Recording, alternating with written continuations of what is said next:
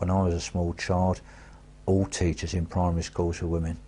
I mean, they were mostly women because most of the blokes had been shot during the war. And it was all elderly women as well doing it. Didn't harm my education, but then of course their heads weren't filled with the claptrap that they're taught now. So yeah, I think that if you're looking to get sort of, they say, more male role models and that sort of thing, then they need to encourage more men into primary school teaching. If they do get into jobs working with children, then they get accused of paedophilia. Oh yeah. So again, it's so difficult. I mean, there's real separations between men and children now. Yeah.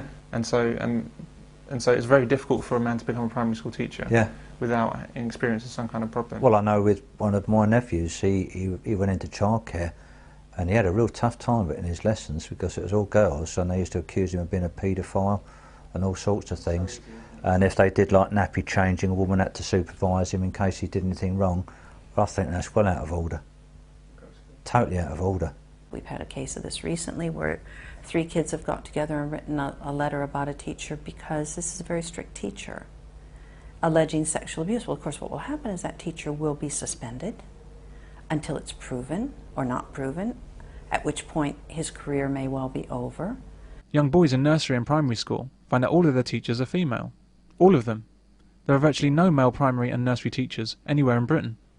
And with the ever-increasing prevalence of women choosing to be single mothers, boys are deprived of any male guidance, both at home and at school, the 2 places they spend most of their time. Teaching to the primary school age group is always going to appeal to women more than men, but the ratio should more realistically be 2 or 3 females to 1 male, not the artificial female-only zone that boys endure now.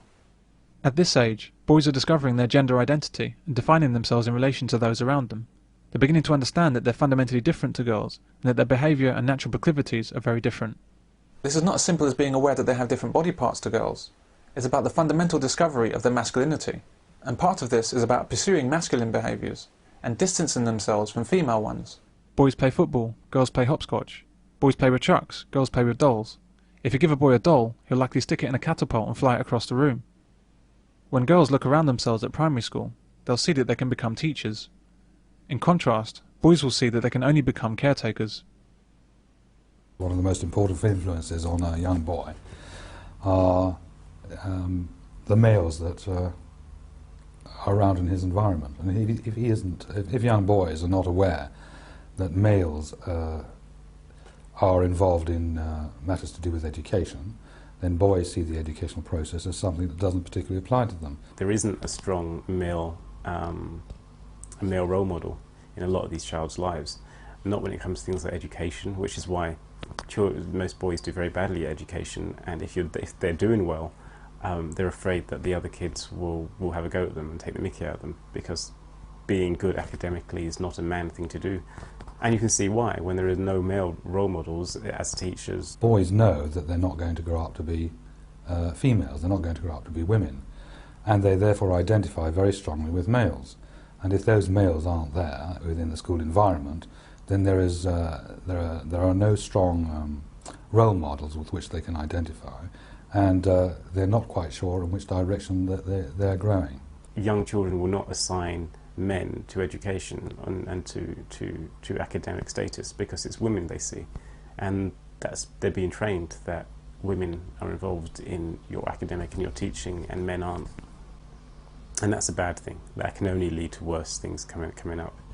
We already see boys don't do well at school, girls are doing very well at school. We're already seeing now that, you know, apparently by next year more women will be in work than men. More women will be qualified for skilled work than men, and you can see things getting worse when when young boys are not wanting to go to university and not wanting to be educated. We are going to be the educational underclass. I mean, men, gender, are going to be the educational underclass. This is the main objective of the attack on men in education.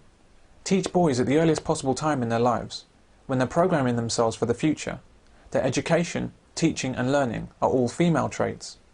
The classroom is for girls, books are for girls, school is feminine. Politicians have something to say about how a lack of black teachers is a factor in black underperformance, but inexplicably, this same logic is not extended to male teachers. Now speak to Diane Abbott, who's MP for Hackney North and Stoke Newington. Good morning, Diane. Good morning. What do you think of Ken's plan for a third of teachers coming from ethnic minorities? Oh, I support it. It's part of a programme of work that I'm helping him put together to deal with this issue of black underachievement. Many male teachers want to work in primary schools, as it's common knowledge in the teaching profession that educating young minds at this age is possibly the most rewarding teaching experience. If you're looking at men teaching young children, I think it's very good. I think it's good for them, and I think it's also good for young children to have a male role model. If you're going to actually work in education, you've got to, at some stage in your career, have taught young children to understand how children come through the learning process. But it's made clear to male teachers that they're not wanted near young children because they're regarded as a danger to them. Men are generally not wanted in a primary school level. You can go to secondary school, you can do all your stuff there, and you can get involved there. But at a primary school level, men are not wanted and they're not trusted. It's rough, but there you go. The government gives with one hand and takes away with the other.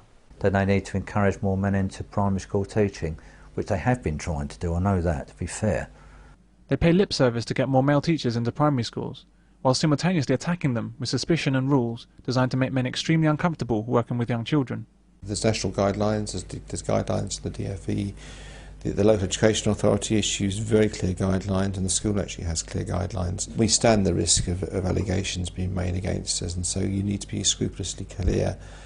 You don't put yourself in a situation where you could be compromised or there's a misunderstanding. So, for example, my office door is never shut. If I'm dealing with a child, talking to a child, unless it's with a parent present or another member of staff, the door's always open.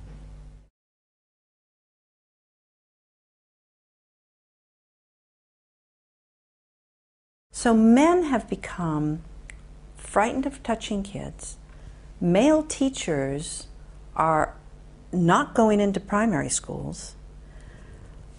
Edicts are coming out from councils telling teachers not to touch children between the shoulders and the knees, not to let them sit on your lap if you're reading them a story. And this is, although it says it's aimed at men and women, it's aimed at men. And almost laughably, the media then wonders where the male teachers are. Men are only really accepted in schools from secondary age and up, when it's already too late to affect the attitude of most boys to education.